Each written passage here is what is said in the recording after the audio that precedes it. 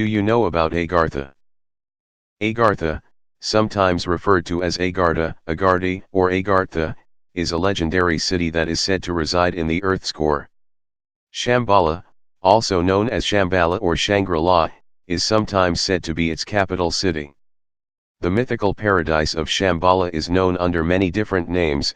It has been called the Forbidden Land, the Land of White Waters, the Land of Radiant Spirits, the Land of Living Fire, the Land of the Living Gods, and the Land of Wonders. Hindus have known it as Agartha, literally, the land or realm of the Aryans, the land of the noble/worthy ones, the land from which the Vedas come, the Chinese as Shitian, the Western paradise of Shi Wangmu, the royal mother of the West.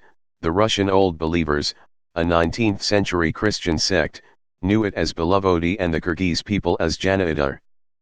But throughout Asia it is best known by its Sanskrit name, Shambhala, meaning the place of peace, of tranquility. We're still falling!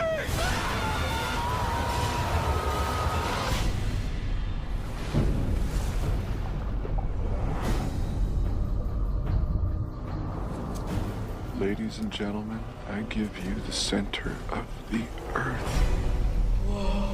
The entrances. There are allegedly several entrances to the kingdom of Agartha throughout the world. Some are planetary grid points, indwells and outwells of energy.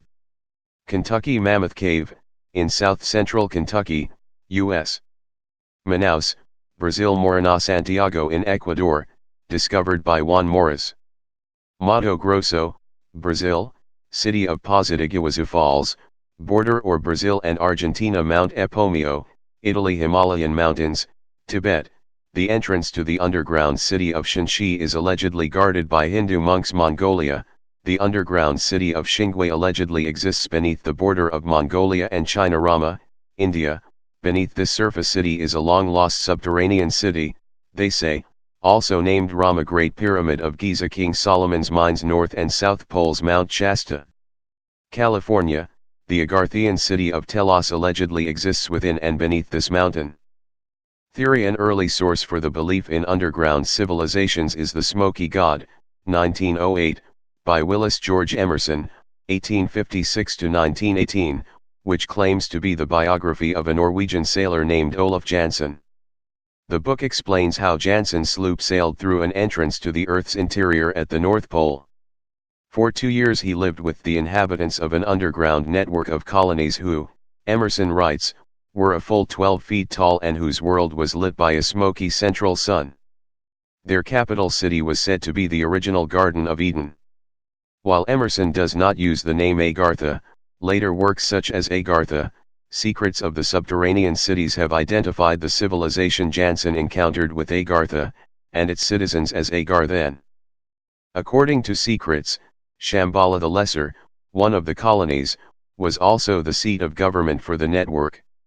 While Shamballa the Lesser is an inner continent, its satellite colonies are smaller enclosed ecosystems located just beneath the Earth's crust or discreetly within mountains. The many cataclysms and wars that took place on the surface drove these people underground. The lengthy Atlantean-Lemurian War and the power of thermonuclear weaponry is what many believe eventually sank and destroyed these two highly advanced civilizations. The Sahara, the Gobi, the Australian outback and the deserts of the US are but a few examples of the devastation that resulted. The sub-cities were created as refuges for the people and as safe havens for sacred records, teachings, and technologies that were cherished by these ancient cultures. Inhabitants. The Old Ones, in an article entitled The Hollow Earth, Myth or Reality for Atlantis Rising, Brad Steiger writes of the legends of the Old Ones, an ancient race that populated the surface world millions of years ago and then moved underground. The Old Ones, an immensely intelligent and scientifically advanced race, Steiger writes, have chosen to structure their own environment under the surface of the planet and manufacture all their necessities. The Old Ones are hominid, extremely long-lived, and predate Homo sapiens by more than 1 million years. The Old Ones generally remain aloof from the surface peoples, but from time to time, they have been known to offer constructive criticism, and it has been said, they often kidnap human children to tutor and rear as their own. The Elder Race, One of the most controversial tales of inner earth dwellers is the so-called Shaver mystery. In 1945, Amazing Stories magazine under the editorship of Ray Palmer ran a story told by Richard Shaver, who claimed he had recently been the guest of what remained of an underground civilization. Although few really believed the story, and many suspect that Shaver may actually have been psychotic, Shaver always averred that his story was true. He contended that the Elder Race, or Titans, came to this planet from another solar system in our prehistoric past. After a time of living on the surface, they realized our sun was causing them to age prematurely, so they escaped underground, building huge subterranean complexes in which to live. Eventually, they decided to seek a new home on a new planet, evacuating the Earth and leaving behind their underground cities populated by artificial beings, the evil Dero, detrimental robots, and the good Taro, integrated robots. It was these beings that Shaver claimed to have met. Buddhist ancient philosophy states that Agartha was first colonized thousands of years ago when a holy man led a tribe to the underground. The people have scientific knowledge and expertise far beyond that of the people who live on the surface of the planet. Buddhist theory suggests there to be a race of supermen and superwomen who occasionally come to the surface to oversee the development of the human race. It is also believed that this subterranean world has millions of inhabitants and many cities. The king of this world is believed to have given orders to the Dalai Lama of Tibet, who is his terrestrial representative. His messages are transmitted through certain secret tunnels connecting the inner world of Agartha with Tibet. Native Americans. Among the Native American peoples, the Navajo legends teach that the forerunners of man came from beneath the earth. The ancient ones had supernatural powers but were driven from their caverns by a great flood. Once on the surface, they passed on their great knowledge to the human race before once again seeking their great sanctuary. The Pueblo Indians' mythology also places their god's place of origin in the inner earth. The inner world was supposedly connected to the surface people by a hole in the north. The ancient writings of the Chinese, Egyptians, and Eskimos speak of a great opening in the north and of a race of people who live under the earth's crust. The writings say that their ancestors came from the paradise land in the earth's interior. In India there is an ancient belief, still held by some, in a subterranean race of serpent people who dwell in the cities Patala and Bhagavati. According to the legend, they wage war on the kingdom of Agartta. The Nagas, according to the deep dwellers, are described as a very advanced race or species, with highly developed technology.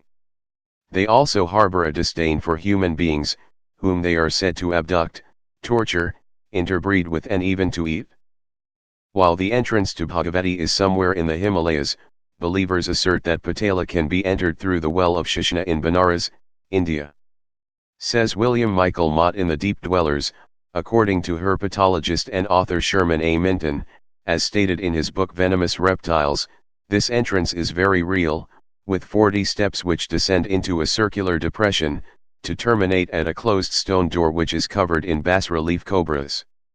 Tibet. In Tibet, there is a major mystical shrine also called Patala, which is said by the people there to sit atop an ancient cavern and tunnel system, which reaches throughout the Asian continent and possibly beyond. The Nagas also traditionally have an affinity with water, and the entrances to their underground palaces are often said to be hidden at the bottom of wells, deep lakes, and rivers. The famous Russian channel, Nicholas Roerich, who was a channel for the ascended master, El Morya, claimed that Lhasa, the capital of Tibet, was connected by a tunnel with the inner earth, Shamballa. The entrance of this tunnel was guarded by lamas who were sworn to secrecy. A similar tunnel was believed to connect the secret chambers at the base of the Great Pyramid at Giza, and Agartha. If you like this video, please click the bell icon and subscribe.